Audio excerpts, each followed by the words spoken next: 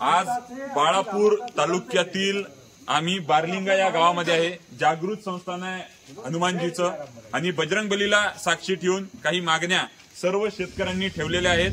हा व्हिडिओ प्रत्येक शेतकऱ्यापर्यंत पोहोचवा, कारण की मीडिया, न्यूज चॅनल, पेपर, बातम्या आपल्या शेतकऱ्यांना कुठंच जागा देणार नाही.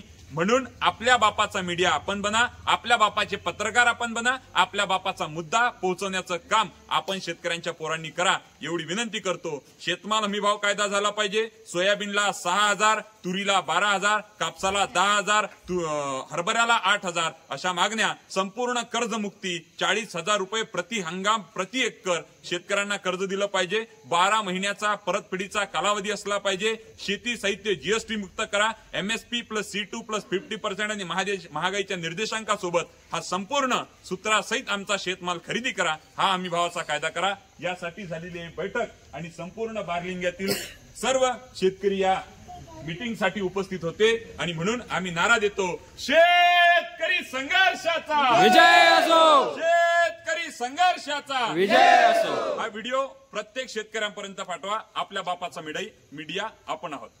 धन्यवाद. शेतकरी संघर्षाचा विजय असो.